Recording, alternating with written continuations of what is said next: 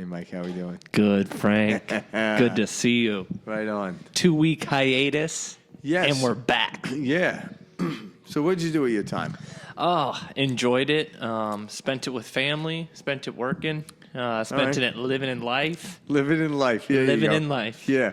I just sat in the closet for 2 weeks. Share with us what you were doing your last 2 weeks. Well, last week I took my son. Him and I alone went to Maui, and that was really nice. I think when they had written about Garden of Eden, that's where it was written from, sitting on a beach somewhere. I picture someone writing Genesis, and they're like... Frank sends me this video clip, and I look down at my phone, and it's just the ocean for like 15 seconds. And it was so nice because it was like so peaceful to watch too, because I like clicked it. And for a second there, I was in that moment with you. And I was like, oh, this is awesome. I felt like I was there, and that's that time travel that Frank and I talk about. Whatever way you want to look at it, at that moment, I was looking at the same ocean, Frank was. And to even feel a sense of that serenity and peace. Yeah, so it's cool. Yeah, reality is really going on in our heads, and then whatever image we grab, it creates a transmission of frequency of vibration, and then it comes into the body to where we feel it. So how we feel is the true reality. The outside world is just a pixel, an image. Mm-hmm. So like Mike said, when you bring yourself, even if you think of it, without even a picture, even if you've never been to Hawaii, right? You may have watched, Hawaii 5-0 or... I've never been there. Yeah. So, but you've watched a movie or something, so you have an image of what Hawaii looks like from the depiction of whatever TV show or movie you're watching. But if you close your eyes and think of Hawaii, you go to that tropical, you don't think about polar bears and ice caps, But when you do that, it actually it changes the frequency which you're in. And it actually elevates you up in that mode because you close your eyes to the outside world. So you willingly place this thought onto something preferential. And when you do that, and this is what we hear talking about, and Mike and I are personally working on this every day, all day long, and the more you do it, the more you realize how this universal source of energy actually works, and it does work. I do have some old programs that come up every once in a while where I become somewhat reactive, and I don't like the way I feel, but right in that moment I catch myself because I realize this isn't working for me, regardless of what the situation was. The situation now, I learned, has nothing to do with my reaction other than it was programmed in there that if this happens, you should react this way. Well, Mike, if I was a kid wise enough to ask a question, Mike, but why? Because this is how it is, Mike, but why is that? Why is that to be that way? What happens if you react differently? I always use the image of like James Bond in a situation that's very unsafe for most human beings. His response is like, yeah, all right, I'm going to have to deal with this. When most people learn to freak out. Yeah, he's never stressed. No, he's never stressed. At least he doesn't physically show it. And I think that's why we're enamored with that type of character, is because we know undoubtedly that we have the ability to actually utilize that persona. Now, you don't have to place yourself in harm's way, but I want to be able to do that in any situation. Whether you get an unwanted bill, just act like James Bond. Oh, drink a martini. Seriously, though. What you're getting at is very important, because whatever way you look at whatever situation comes to you is going to determine how big of an obstacle that is going to be for you to get past. And you created the obstacle that was never there. It's every time. Yeah. So I guess today let's head into a couple of modalities. We've done this in the past, and maybe we could go a little deeper into it. I know people have asked me, well, how do I get from here to there? And I'm like, it's simple. You just have to accept where you are. Now, that being said, it's hearsay. So I want people to actually, when you actually do these practices, you'll experience it. Like I could show someone a video of someone swinging the perfect golf swing. But until you grab the golf club and get onto the turf and swing it, the image on the video will show me it's possible.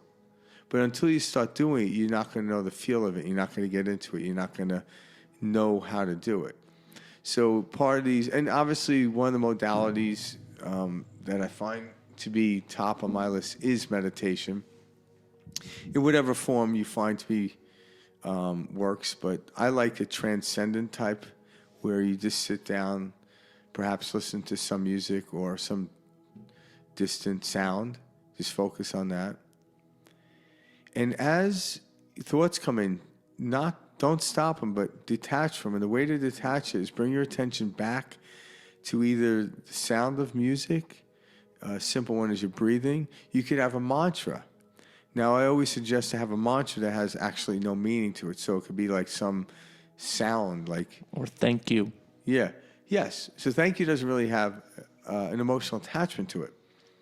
So a lot of times I also tell people, I used to do this one a lot, and I still do, is when I breathe in, I silently say the word in. And when I breathe out, I silently say the word out. So I'm focused on my breathing, but yet also silently mantraing in my head, in and out. And when I do that, I have the inability to attach to a thought. But the thoughts are still coming. And then all of a sudden, when I find myself not saying in and out and focus on breathing, and I attach to a thought, I can feel I'm getting an emotional rush. Even if it's good, I go back to my breathing. It's in that moment in meditation when you recognize that you're in a thought, and then you're conscious enough to let go of it. That's why we meditate. It's not to say, oh, I messed up again. It's the conscious awareness like, oh, wow, I'm back in thought. How do I know this? Because I'm conscious of it. That's the amazing moment, is when you're coming out of that and then slip back into it. Come out of it and slip back into it. And then you realize I have the ability to control my thoughts by letting go of thought and giving my attention onto my breathing, water droplets, whatever it may be. When my mind was super racy and I was first getting into meditation, something that helped me clear that obstacle was I began to truly look at meditation for what it was. And it is essentially kind of wiping the operating system. It's giving you a break from the constant beta brainwaves, the all over thought, this chaotic chatter. What you're doing is kind of like turning off your cell phone, when too many apps are running and it's running too slow, and you turn it off. Great analogy. And you turn it back on. That's what you're doing with your body, with your mind, and you're healing. And it's like right now, all your thoughts, it's a bunch of stories that you've been carrying. We're the best storytellers ever. It's all these stories that you're carrying around with you.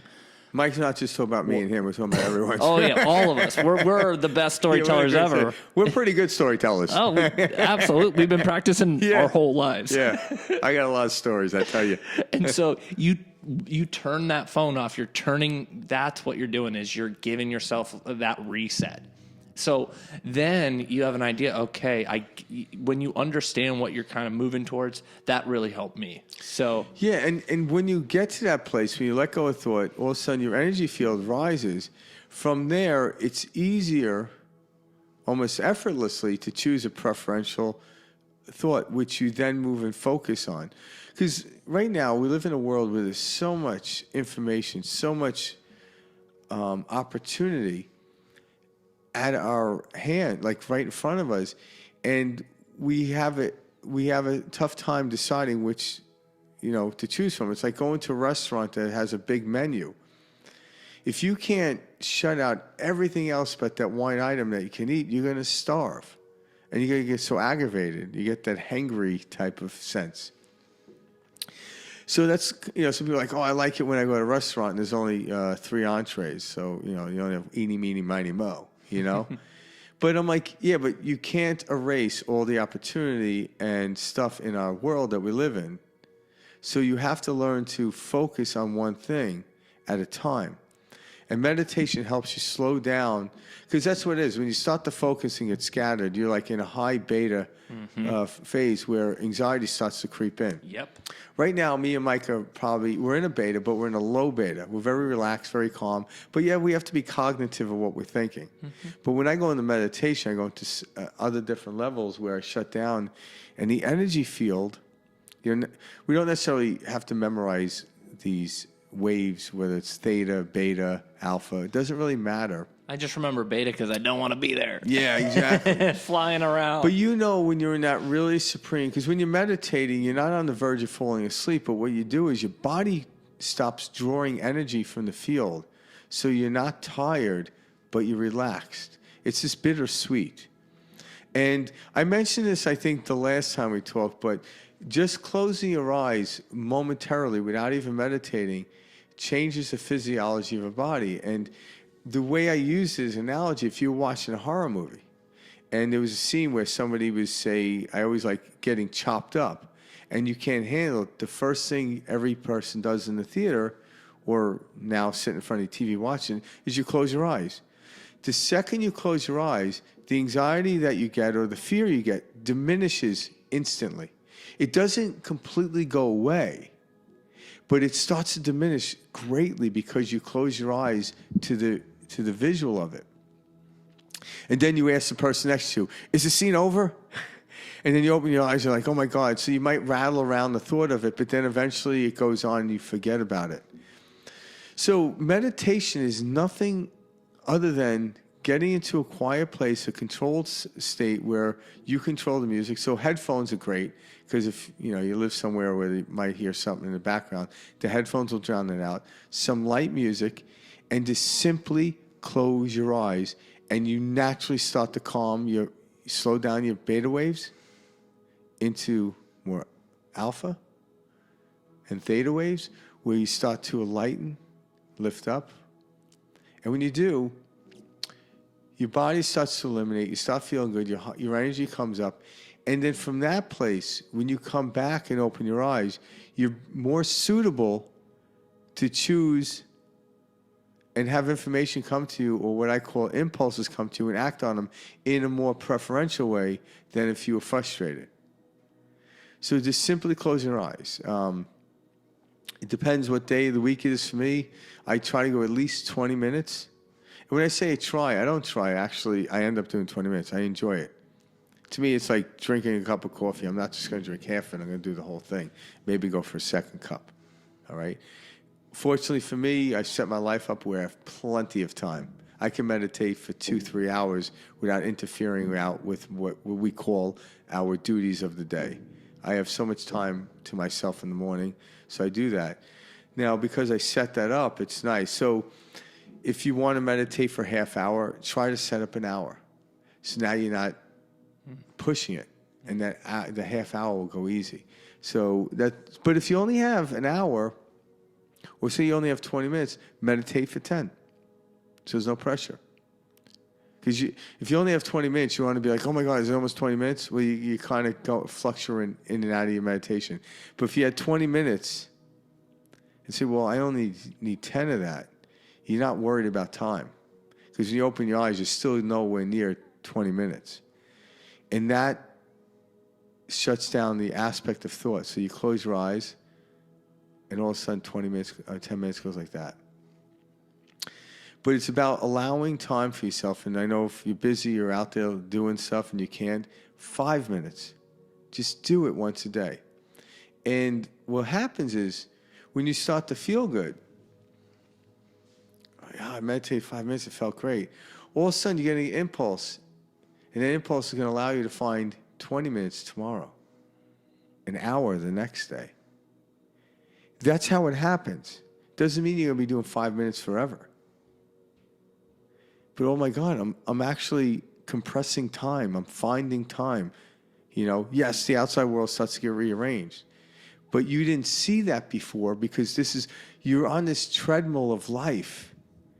And unless you close your eyes to it, you're always going to step on it the moment you wake up. Let's call attention to the pitfalls too of the racy mind. So early on, guys, especially if you're just starting out or you're getting into this, and meditation isn't something you feel well versed in. Everything you're experiencing, the racy mind, the head chatter, all normal. You're not doing anything wrong. Stick with it. We have these egos and we have these identities and these crazy thoughts that run around. It says, no, it's different for me. No, you can't focus because of this. And guys, I'm telling you, every single thing that's running through your head, see it for what it is. It's normal. Your thought running wild. Exactly. Just keep moving. There's a reason you're here. You can feel truth. Yeah. You've been able to feel it since you were a kid. You know if something's wrong or right off the bat. Yeah. Something's not on, something's kind of off, you feel it. Yeah, and what I've noticed is when I've been meditating for years, I still have that. The difference is I don't attach emotion to it anymore. Well, you see what it is. Yeah. That's not me, that's It's just a wandering thought. And that's what it turns into. Yeah. It gets easier, and you don't have that. You sit down and all of your thoughts about what you have to do that day run through your head. That's normal. Yeah. You just be, and you allow those thoughts to stay there, and you witness them. I'm aware that they're there, but I'm not attaching to them. Yeah, but you're not running down the street with it. It's like watching the circus go by. And that's why bringing it back. Before you were the circus. But that's why I enjoyed guided meditations when I first started meditating. Is I had a voice to focus on when I found thoughts creeping in and me getting off track and thinking about things. Is it let me bring it in, and so that's why I like the Om meditations too. Is that Om? It's very centering and it gives you something to focus on, and you lose yourself and you become nothing. It becomes a mantra, and that's what I'm saying. Like Om is a mantra, and you don't. You don't have to say it out loud. You can actually say it quietly or softly if you want. When you do say it out loud, you feel the Om frequency in you. And I like that. I know what you mean. That feel of it. Exactly. And that's it. So you're not going to stop thought. We're just learning to detach from it. And when we do that, there is this natural thing that happens. Our brain waves start to pick up, or our pathways, our neural pathways start to heat up and lighten up. Our body naturally starts to relax and calm down. And we want to be in that state even all day long. Like if I'm working out, I want my body to be calm and relaxed. It pulls less energy from the field, so it becomes more efficient. Same thing with the day. If I can maintain this, but I'm still effective. I'm not like crawling around the gym like a snail, or the same when I'm with clients. I'm not doing that. I actually am able to keep my heart rate at a certain rate, but my brain is fired up with ideas. I feel like, jumping up and down, like going woohoo, woohoo, but my body's like calm and tame.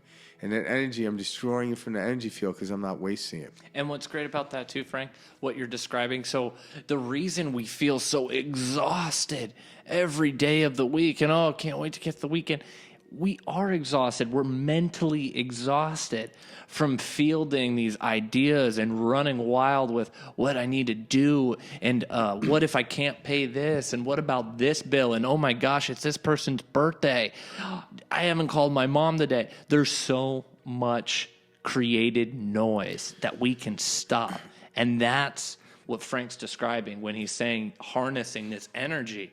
And rather than being depleted, you actually are harnessing it. You're using it to your advantage. You're now putting your impression on the world. You're no longer reacting to the loudest vibration in the room. Yeah, and like all the things that Mike shot out there, such as calling your mother for a birthday and all this stuff, you won't forget that. Actually, you'll call your mom at the right time. You'll have the gift at the right time. Every time. But if you're actually thinking about it, because thinking is the mental disorder of humankind. We weren't meant to think. We were meant to process thought, or what we call ponder, which the word meditation in the more Western Greek and stuff, it actually means to ponder. In Eastern, it means to become familiar with. Very similar understanding.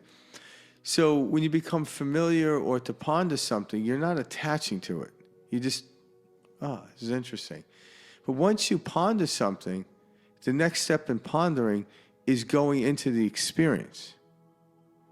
But when you're thinking is like looking right, looking left, looking right as you're trying to walk across the street. What happens is, if you keep looking right and left, you're not going to step forward into the street, make it across, because you're worried about traffic. But when you understand, you look right, you look left, that's a sense of pondering, and then you simply walk and trust your peripheral vision will see any car coming. But the neuroses of looking back, looking left, is the exhaustion of what happens. So think about this, think about this. So you focus here, you focus here, you focus here, you focus here, you focus here, focus here, oh my God. And wherever you focus, there goes your energy. Energy went there, energy went there, energy went there, energy went there, energy went there. I want my energy to go here. And then everything else around me will be taken care of. It's amazing. So we're not here to tell you to meditate yourself out of the duties of your day. Never. To stick your head in the sand. Quite the opposite. You become very fluent in things coordinating. You start to see the synchronicity. And all of a sudden, when you're in this calm place, you end up somewhere, and it's like, oh, I think my mother would like that for her birthday. And then your mom calls, hey, mother, happy birthday. You know, all these things come into play. Everything gets done that you feel that needs to get done, but and then it was like, wow, it's amazing how all those things happen. And me and Mike, we no longer talk about it because it's happened so much for us. But like, you know, like even tonight, I had a client. It was because I wasn't paying attention to my schedule because I was in Maui, wasn't paying attention to anything. I love that sentence. Yeah. Oh, that was great. That's what we're talking about. Maui. Oh, that's all great. you gotta say.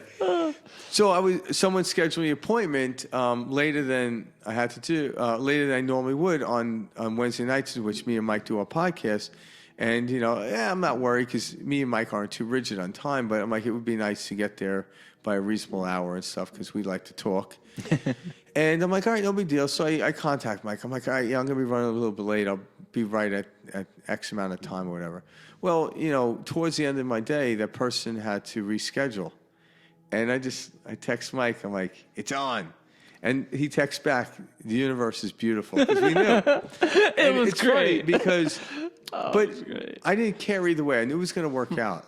I wasn't praying, I hope they cancel. I hope they cancel. I hope they cancel. I was like, I let it go. But this happens all the time, right? And, you know, I was thinking, I told him I came home and I was thinking of, I was hungry, but I didn't want to get a meal. But I'm like, there's a certain bar I like to eat. And I'm like, And somehow Karen had stopped by and dropped it off. And I walked in. I'm like, yeah, go figure.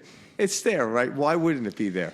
If Frank and I were to talk about each one of these synchronistic moments that he's describing, we would never have time for anything else because that's what begins to happen. But know this, everyone that's listening to this, even if it's your first time listening to these concepts, those synchronicities happen every moment of your life. But what draws in, so what is synchronicity? Synchronicity is orchestration of events and circumstances based on the frequency output in which you're doing. In other words, because I was calm about it, it's not a big deal if I show up a half hour later, we push it back. It's not a big deal. So that's what we call the power of paradox. I'm not going to let that bother me. But I do prefer to go a half hour earlier, if you see what I'm saying. I definitely would choose that, but if I have to choose that, not a big deal. All of a sudden, the universe sets up circumstance. And it's my recognition to it what amplified it. So, but if I was worried all day, like, oh my God, what would happen is that client might have showed up even later. You know, that's happened to me before. And all of a sudden, I'm like, God damn it. And no, you laugh at yourself because you go, yeah, now I'm the one. This is the universe just saying. But when I was doing that, I wasn't cognitive every of time. it. Yeah. So I get upset at the client. I'm like, oh, Jesus, what are you doing? I got things to do. Natural human response, you know? Yeah, and then you give them attitude. And I'm just prolonging my session with them. And I'm like, all right, so I can keep quiet. But now it's like, yeah, whatever. But not even, so like on that, what Frank just described, the same goes for, because I did this often, where I tried to just keep my attention on what I really wanted. And it's like, no, that's the same thing as constantly worrying, etc. You can't continue to put your energy and your attention solely on what you want. You need to put your attention and energy solely on the present fact moment. You know it will turn out how you want. Yeah, that's like no matter what. That's the key, guys, because I was like, oh, yeah, I'm going to keep this in my attention. No, and I'm like, dude, I'm carrying a heavier weight than before. Yeah. You know? And then you actually, because it's almost It's like, to detach and know. yeah, it's almost like asking someone for the salt. But they're across the table and they're putting, potatoes on their plate. Pass salt, pass the salt, pass the salt, pass the salt, pass the salt. That's keeping your attention on the salt. All of a sudden, the person's gonna be like, you know what? You're aggravating me. I'm not going to pass you salt. You just have to say, pass me the salt once, and it will come in due time. It always does. But people keep asking, and by asking, you actually generate a field of blocking whatever needs to come out of your way. That needs to come to you.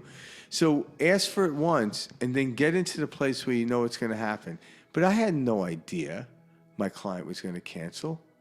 I know at some level it's possible, but it doesn't happen often with me. People don't often cancel, especially the last client. Early on, it was like the client in the middle of the day. It was like, like, why couldn't they cancel in the morning or in the evening? It was my attitude that the universe like, well, I'm going to let them cancel in the afternoon because you're worried about it. That's My why it's so attention funny. was going there. It works both ways. It doesn't. It's no fail. Yeah, whether you're driving the car in the direction in which you want to go at 100 miles an hour or driving the car in the direction which you don't want to go at 100 miles an hour, the car still does 100 miles an hour. The physics doesn't change. And that's why a lot of us need to drive ourselves so far to rock bottom to realize, no, That's truly. one way. That's one way. That's a lot of it. It's hard. Actually, it's true because my rock bottom now is so much shallower than it was years ago. Oh. So my rock bottom now is slight agitation. Yeah. When my rock That's bottom a great years ago, rock bottom. I was taking a bat to Bender. somebody. I'm like, yeah, Jesus, dead. It was a wiffle ball bat, so don't get out of hand. It didn't hurt that much, but now I'm just like, and now I just laugh about it. So I recognize. So I still have a rock bottom. It's just shallow, and that rock bottom brings me back to the surface of the water. That's the reference of the rock bottom. It's because when you can't go any further down, there's only one other way to look, and that's the direction of preferential feeling. So that's why you want to make your rock bottom as shallow as possible. And it does, and it gets shallower and shallower. And Yeah, it shallower does. as you practice this. And it's not. I'm like in a wading pool now. It becomes this weird feeling where it's not a practice, but it's this. I don't want to say desire because you are always it, and it's always been here, and it is a being. But you constantly start to see how the mind is acting out in your different experiences that you're having each day. And like everything that Frank and I are talking about here is something that every one of you at home already are experienced. We have this tendency as human beings to be seekers. I need to find this. So you're at home saying, I'm trying to find myself. And I've been there, and I was trying to find myself. Yeah, go into the bathroom. There's a mirror. You find yourself. But that's it. You're everything you already want. You just have to allow yourself to be it. And when it's like this very freeing feeling when you realize it and it clicks, and it's like, I was carrying so much. It's true, because like the whole idea of finding yourself. So within the understanding of the Buddha religion, a lot of people, and I heard somebody talk about this. I'm not really that all well versed in Buddhism. I know enough about concepts. it. Yeah, I know. Yeah, I probably know more than the average person, but nonetheless, I'm not a practice of Buddhism. But I actually was listening to someone talk about this. And the way they describe, so Buddhists, like masters, will tell their pupils or their students to go forth and have no desire. And so a story will go like, you'll send the pupil off to have no desire. And a month later, the pupil returns, somewhat agitated. And the master, the teacher says, what seems to be the problem? It's like, I was there. I finally got there to where I had no desire. And then I realized upon that moment, that unto itself was the desire. And the teacher smiles, says, now that you discovered that, go live life. So it's the same thing about trying to find yourself. You are the thing you are. There's nothing to find. You can go and chase your tail, but one day you'll wake up and realize that is my tail. There's no need to chase it. Wherever I go, it goes. So if you're still trying to live a life of no desire, you haven't gotten the joke. Because it is a joke in a cosmic way, the cosmos joke. It's like when we were kids, the parents told us to go find the four-leaf clover, very well knowing there's none of those in there. But why'd they do it? Yeah, they probably wanted to tie one on without the kids bothering them.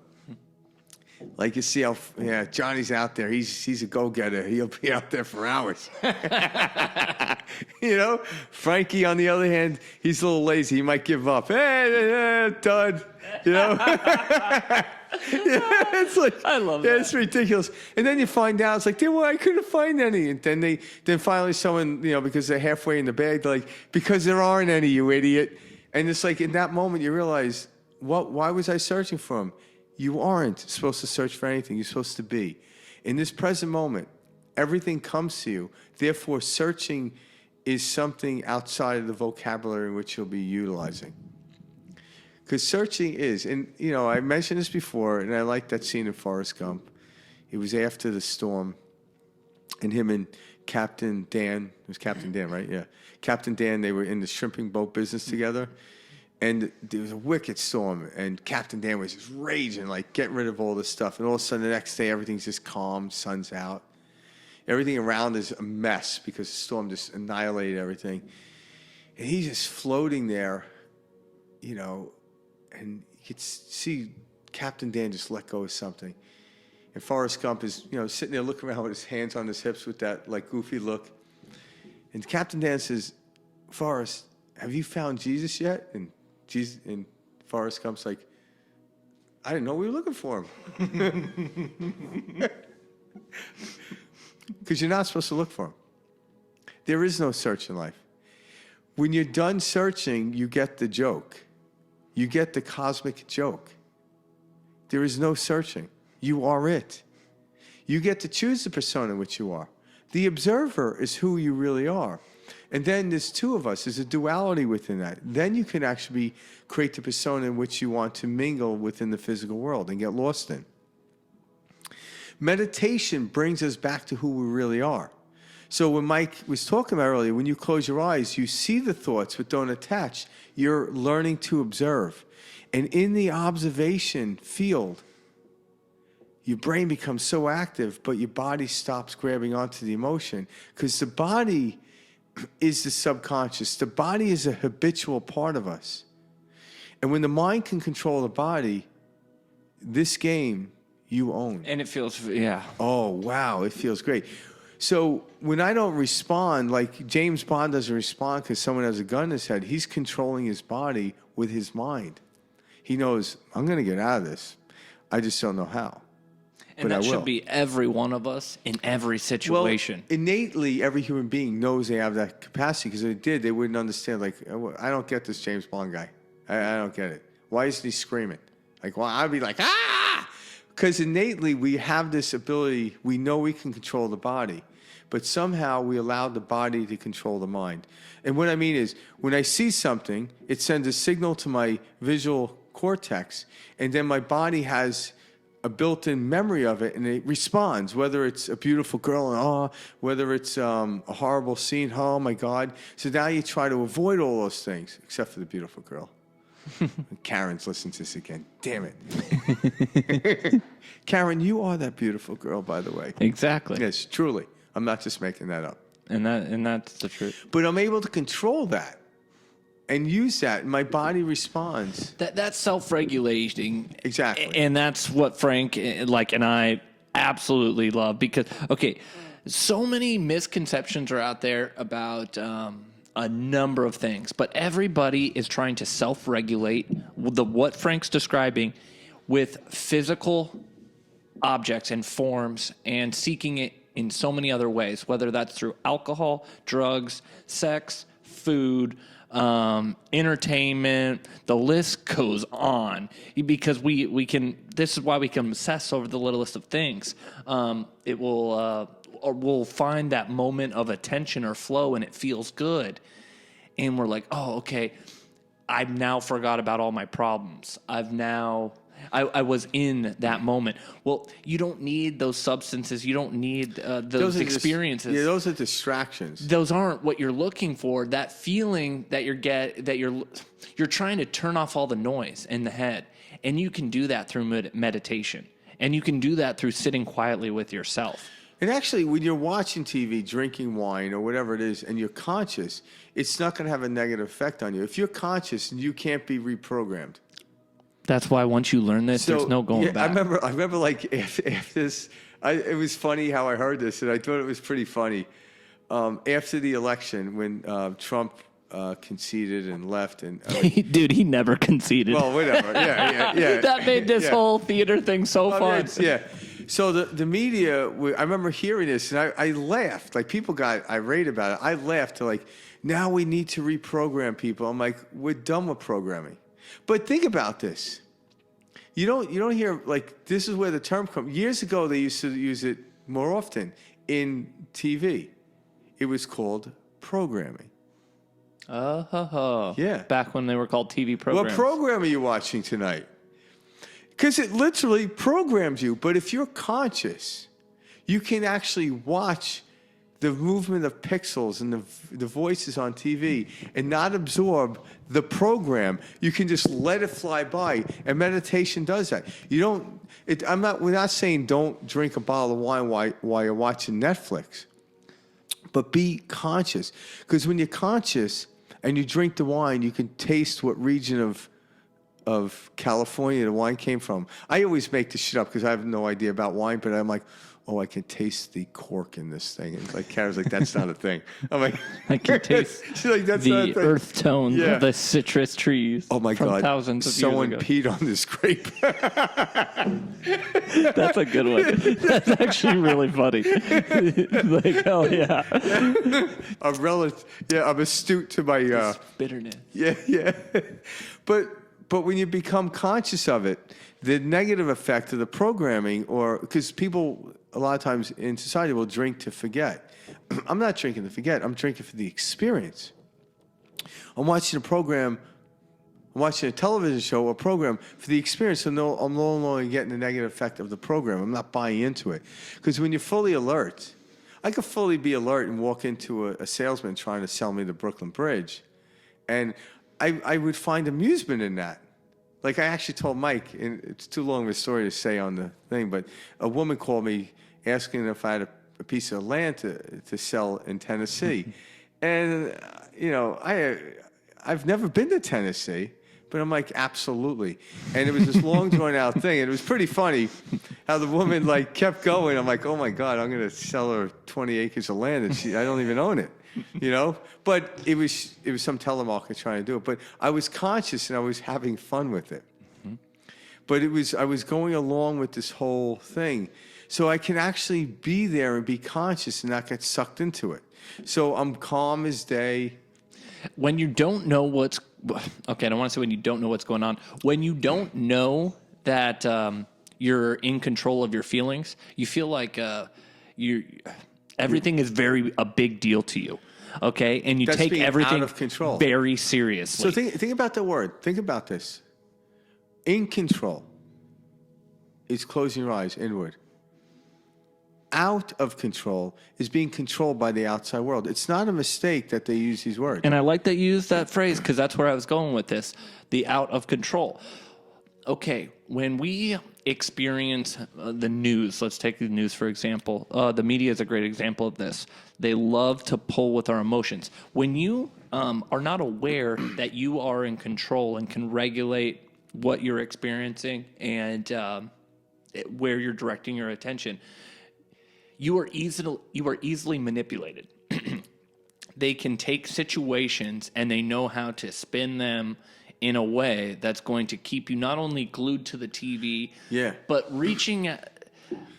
grasping at things that you don't need to grasp at. No, but know what they also do? They also sell you the remedy. That's the best part. That's it really is. That's the best part. Every time I watch this, I don't watch it that often, but but when you're conscious, you don't get drawn in. There's always some type of anti-anxiety medication. I'm like, you know what? We wouldn't have anxiety if it wasn't for the flipping news, right? You wouldn't have. If it wasn't for a middleman or someone, you wouldn't have to have these other items that you're paying for. And this is both sides because, of course, you're at home and the back of your head, no matter what, you're a Democrat, you're a Republican, whatever, you're saying, oh yeah, that's for them. No.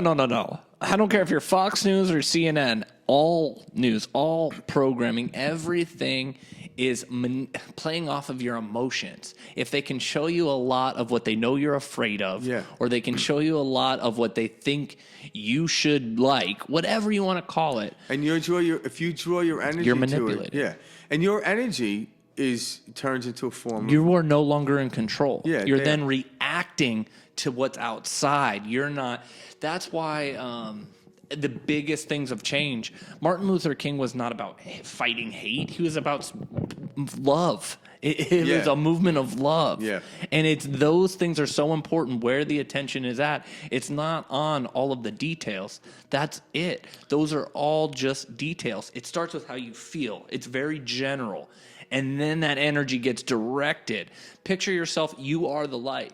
So where are you going to shine that light? Are you going to shine it on all the injustices and the horror and the scum of the world and focus on that? Or are you going to shine it on all of the unity and beauty and togetherness of this world, like the abundance that is capable? Wherever you shine your light, you're going to experience that. So stop shining it on the injustice. And that does not mean you're ignoring the injustice. You are only, that justice is what exists. You know that that's the truth. Then you'll always carry that with you. Yeah, and that's just, so there's physics behind that. So what a lot of people think is if I avoid the horrors in the world, I'm sticking my head in the sand. I'm like, no, because the field of energy we have, if you actually... just to start off with this, back during the Vietnam War and the protests were happening, people contacted Mother Teresa and they wanted to march against the war for protests, and she quickly refused, but then added, but if you have a march for peace, I'll be the first one there. Because she knows the physics, without using these words, whatever you bring your attention to, it grows, even if you don't like it. So sadly enough, when you protest against something, you're bringing more attention to it, you're bringing more light to it. But there's always somebody, like a Martin Luther King, that says, let me show people love, and they won't have time to hate. But a protester usually gets in the hateful person's face, and do you think the person that's hating is going to become loving? No, they're going to get more angry and more hatred. Now you give them an excuse to hate. And now you're hating. Now your hatred, all of a sudden, you get into argument with someone. We find this in relationships, and it was over something stupid, like someone forgot to lock the door. And then we start arguing. After a while, you're yelling at each other, like, what did we forgot what it was about. Never about the drawer. No, or it was the never, door. No, it wasn't. Never. It was never. But the energy that was put towards this, and if you actually start to understand it, we become more efficient. And you see people doing hateful things. Wish them well. And as you move towards the light, the echo that comes diminishes. It doesn't ever go away because we live in an inclusion universe only. Everything exists, but racism will always exist.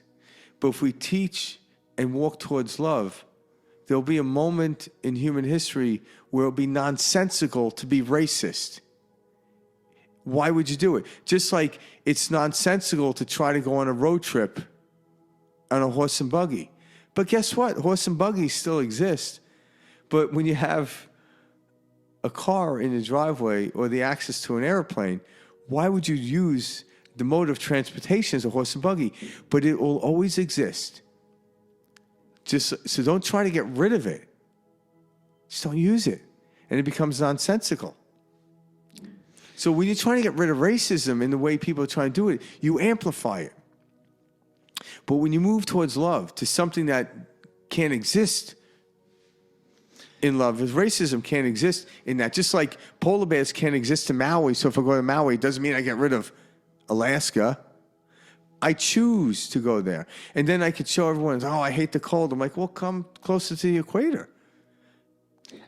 As we elevate to higher and higher levels of consciousness, you see and understand that the way that you once looked at things is very different than the way you do now. And so there's this guy, a lot of people don't know him, but his name is Jesus. Who? I like to. What's his last name?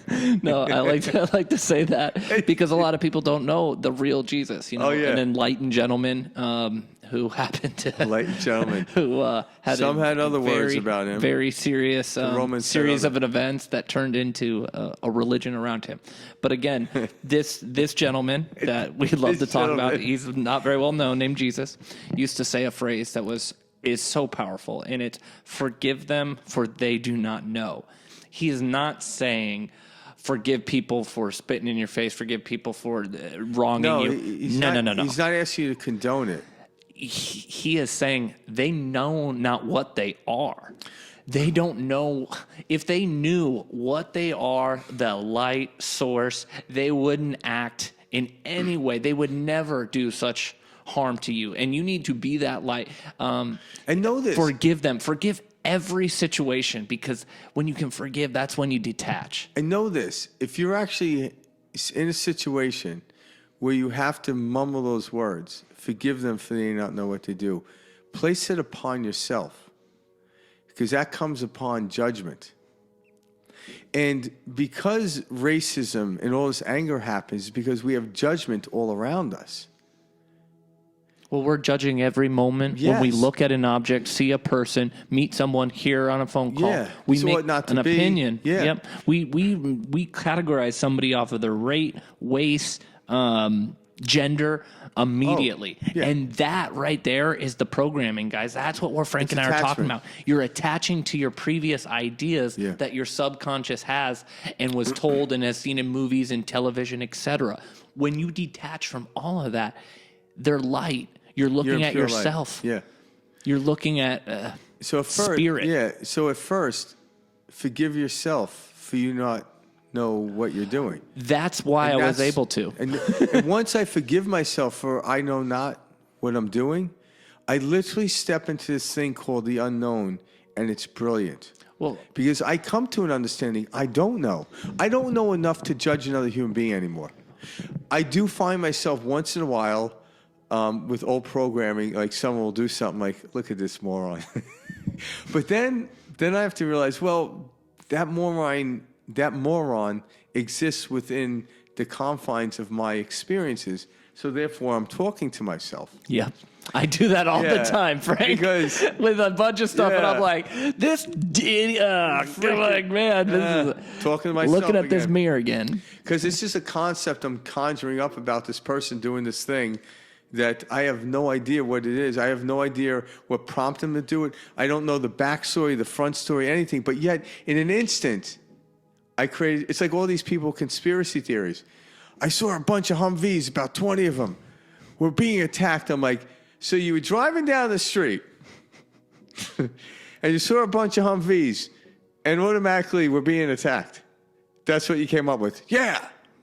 Really? Hell yes. It's like reading the first chapter of the book and knowing the end. This is what happened. I'm like, you only read the first chapter. Oh, we do that about everything. Yeah. We read How do you know they weren't one headline? Yeah, how and do we you know they the weren't, story. like moving those to get oil changes. Could have been the oil time of the month for the oil change for the Humvee. But no, we were being attacked. Well, It's funny how our minds go. We go off on these. That's the conditioning. We don't know. I'm like, yeah, I see Humvees. Okay, I recognize it. Interesting. It's not something you see every day. But your mind goes, we're being attacked. I'm like, you don't know that. Like, where are you going? Or our minds do this. So my brother tells me this a lot, and this is something him and I work on. So he will have this feeling like I'm always doing something wrong. Like I feel like I'm on the verge of making a mistake. And I remember that feeling very well, especially in my early 20s. It was every day I woke up, yeah. But, you know, like that feeling of that uneasiness, and it's because it's a lack of confidence. And it's being afraid of an unknowing. It's a lack of understanding what no one knows what they're doing. That's it. We think we're seeing everything in the outside world. And I remember this growing up thinking like, oh man, it's going to get so much more legit when I get older. Like life's gonna be so like legit. Everyone's gonna treat each other how they should. It's gonna be easy to get a job. This is just how life works. Yeah. It's just hard right now during my teenage years. Okay, no, it's just hard during my 20s. All right, it's just hard during my. Oh my God, this doesn't stop, and then you're just old. Yeah. You're just 90, then looking back. Then you're on the street with a sign and a bucket say, "Please give me money." It never is going to change. The only thing that changes is your perception on it. Yeah. So when you realize that feeling is simply a chemical being released in your body, in your brain, breaking it down, pure science, chemical being released. And that's the you assigning explanation of to what's it. happening on the physical plane. Absolutely. You assigning a meaning to it. Oh, this is that uneasy feeling where I feel like something bad's going to happen. Well, you can change the meaning of that feeling. Yeah. And when you loosen that up and you see that, wow, that's malleable. This isn't, this is not, it's not solidified. Concrete. Yeah. This is not concrete. And then it gets easier and lighter and lighter. And then you start to float because you realize you are forever taken care of in an overly abundant world where I described it to you earlier when we were talking, where you leap into the world knowing that it will catch you every time. Yeah, there's a safety net. And every time. Yeah, and I've talked about this before with the analogy of safety net. So if you're 10 feet off the ground, the safety net's going to look a certain way. If I'm 100 feet off the ground, the safety net's going to be broader and stronger. But when we get to these other levels of consciousness, and what I mean is consciousness is just being aware of the present moment, and we flutter in and out of that. And as we get better, you stay in it more. But when you fall out of consciousness, go into unconsciousness or into your subconscious, you're like, wait a minute. And then in that moment, it's nice to know that you just got, bounced out of it, and then you automatically become conscious again. It's kind of like the analogy I've used before with you driving down the freeway and you get slightly distracted and your car drifts to the right. And you hear digga digga digga digga digga digga digga digga, and then that sound automatically makes me steer back to the left. Now, me and Mike were talking about this earlier today, and most of us were driving on the digga digga digga digga digga, and we accidentally veered to the left, and like, oh my God, this is amazing, and then we went back to what we knew. And then it's like, you get, oh my God, you're not going to believe what happened. I was driving, and you know that bumping that we're all used to? And, it's why I wear a numbing, I put Novocaine in my ass so I don't feel it in my car, and I put headphones on so I don't hear it. Like, you do all these things to try to avoid it, right? But then you got distracted, and you ended up going onto a smooth surface. And then you go and tell your friends about it. It's like, oh my God, how'd you do it? Well, blinded by light came on. I think that's what did it. Well, everyone's blasting blind by light. They're like, think of this asshole doesn't know what he's talking about. And what Frank's describing is how religions were developed, guys. Yes, yeah. And that's what we're talking about is you get a taste of this zero, this oneness, this being, the true feeling of life. You know your life everlasting, and you want to share it with everyone. Yeah, and it's because you did this. Yeah, we ultimately knew instinctively that veering to the left, that smooth surface, is how life ought to be. Every time. But we were told this is how it is. Mm-hmm. But we are in a state right now, most human beings, where when you veer to the right, you hit digga digga digga. So what most people don't realize when I talk to them, you're more enlightened and better off than you realize you are. You really are. You just don't think you are. You're already where you ought to be. You just don't perceive it. There is no way, like right now is where you're supposed to be. When I allowed myself to understand and feel and believe this is normal, this is these feelings I'm having, they're not just I am in control of my perception on every sensation I have.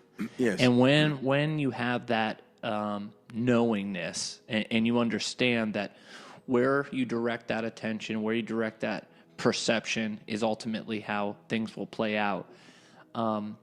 You don't fight things as they come. You allow them to be. Yeah. When you know the concept, and how you know it is by experience. And most people have this experience. But it's almost like what I'm talking about. Like, what do you mean? I don't get what you're saying. Like, well, yeah, you were driving on the rivets on the road, and you accidentally had the experience where you moved into the left lane, and it was smooth. So you have this. Now, if you look back and like, oh, what happened is like, you were accepting the shoulder of the road as the way to drive. Working. And you found when you went into the smooth lane, the left lane where it was smooth, someone told you that's the forbidden lane. And you bought into it. That's all. And once you realize, well, I don't have to buy into that, you actually wake up from that. In that moment, you realize, I knew it all along. But I've been driving in the shoulder rather than the forbidden lane, which was smooth. And let's break that down, like what you're describing, because I like how you're being very direct. So when Frank is saying these That's grooves why my on the name's side, Frank, by the way. nice and frank, those grooves on the side of the road, okay? What he's referring to is that's working, that's you getting up each day, hating what's going on, not feeling in the grind, knowing there's no end in sight, thinking the world's just happening to you, allowing your mind to run wild.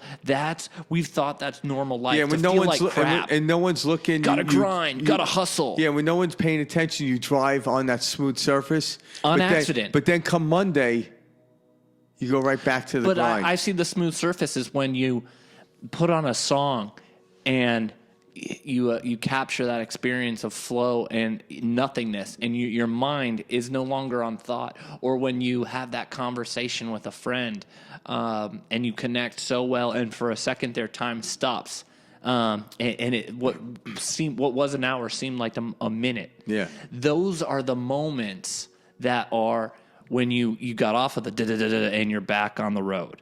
Yeah, and those little moments can be all continuous. Oh, yeah. Continuous. And that's what we're saying. But now you're mostly on the smooth path. Yeah. You'll get and then, yeah, but then when you get that, you thank it, because if you didn't, you would have rolled over into the retrine. Mm-hmm. And to be very simple about this, Frank, you used to tell me this. Too bad Tiger didn't hear that. I'm sorry. That was funny. When your body feels stressed, when you get that anxious feeling, the down your spine feeling, the uncomfortable crawl to your skin feeling, that is the digga. That's the rivet in the road. That's your body telling you stop. Yeah. Pause, go for a walk, breathe, take 10 minutes, take 5 minutes to sit quietly with yourself. Call it meditation, call it sitting quietly with yourself. We don't care.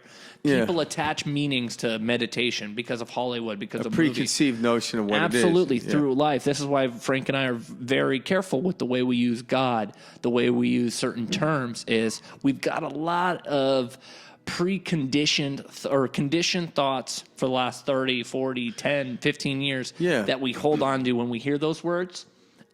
Meditation is one of those. And what we're talking about is turning off the operating system. Yeah. Turning it off. It's it. And that seems more scientific or thorough.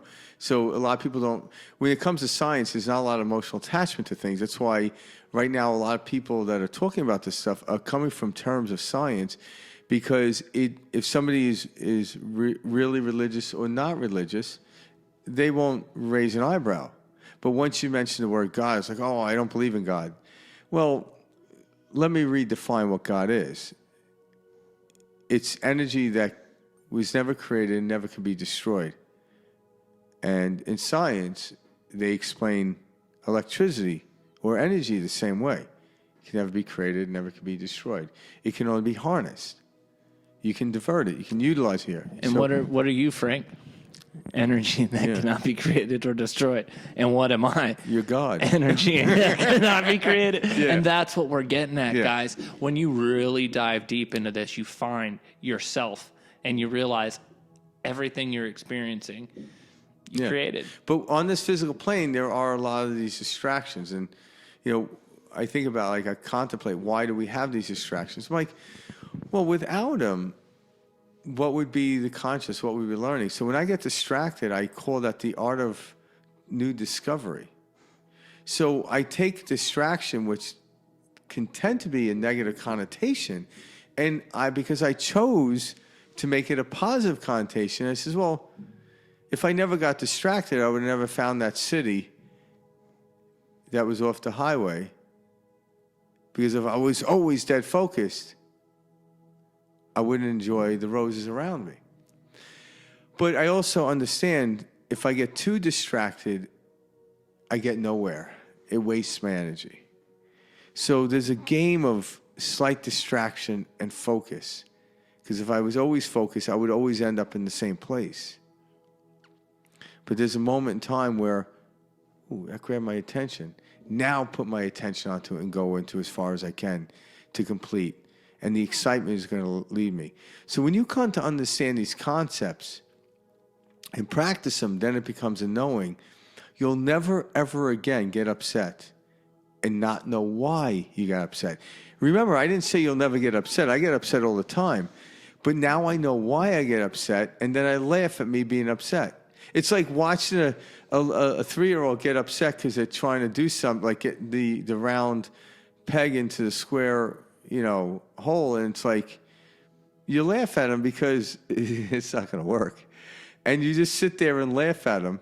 But when you learn to do that, like when you get upset, look at yourself as a 3-year-old and start to laugh at it. Lighten up. Well, it's funny. We've been conditioned our whole lives that it's okay to justify our feelings are because of the outside world. Yeah. And you see this in politics, you see this in news, you see this everywhere. They did this. This is why I feel this way. Excuse me? Really? Do you know how foolish that is? You're saying that someone else has the ability to control your emotions. Yeah. So someone else is your master. That's the power you're giving them. And we see this on adults. We grow up with it as children, and we see it okay and praised and recognized as normal. Why you think, normal to give other people our power. Why do you think there are hitmen on this planet? If I can eliminate that person, I can eliminate my problem. Right? Good luck. Yeah, but you can't, because now you got to hide the body. It's a lot of work. But if you can actually draw your attention to it and, forgive them for they not know what they do and simply walk away, you don't have to hire the hitman. It's so much easier. Exactly. You don't have the police after you. If we were teaching our kids, in I school, hell yeah, Frank. Back in the day. Did for 15 years. I was exonerated, so it's all, all good. Yeah, all good. If we were to teach our kids that no one was responsible for your emotions except yourself or your own self from beginning. Oh man, imagine the world we live in if we didn't blame others. But you know what's funny? We were told this. We pretend it's okay. No, but we were told that don't let that person bother you. Yeah. But what we shown was something different. So we were shown mom and dad getting upset. So can you imagine me? It's like, my mom's yelling at me, why does my C average upset you, mother? Smack! It's because you're going to be living in my basement till you're 30, you son of a bitch. Yeah. Get smarter, right? Yep. And I'm like, but mother, why does 30 bother you, me living in the basement? So what happens is, we were told these things. My coaches said it's not whether you win or lose, how you play the game, but they never practice it. So what I say has no meaning But how I respond and act, how I treat others, that's what gets attention. Now, if my actions and words match up, oh, what a ride we'll have. But I was told those things. Well, don't let that person bother you. But yet, you're driving down the road, you get cut off. You're like, yeah, son of a bitch. You know? My dad, he never cursed. We justify everything. Yeah, my dad would never curse. He never cursed, right? But when he got into a car, he cursed all the time. And I hear him like, yeah, mother. That's so funny. Son. And all of a sudden, the little kid, I'm in the back seat, right? And then one day I cursed, like, where'd you learn that? I'm like, from you driving. Don't give me that bullshit. Take that out. And he would tell me, you got to curse. Go out down the street. Go in the gutter and curse, right? But it was funny because I learned how to curse watching my dad drive the car. He never cursed anywhere else. It was the funniest thing. Man, he should have had a show for my dad. He would have been a lot calmer, you know? But don't give people your power. No, not at all. Don't.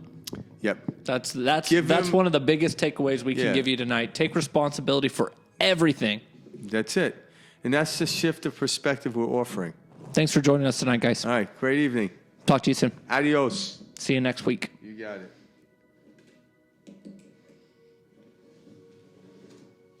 Press my button. I think. Gotcha. Oh, we got a good one. We got an hour and 6 here. Mine stayed on. Nice. So we got 2 solid clips.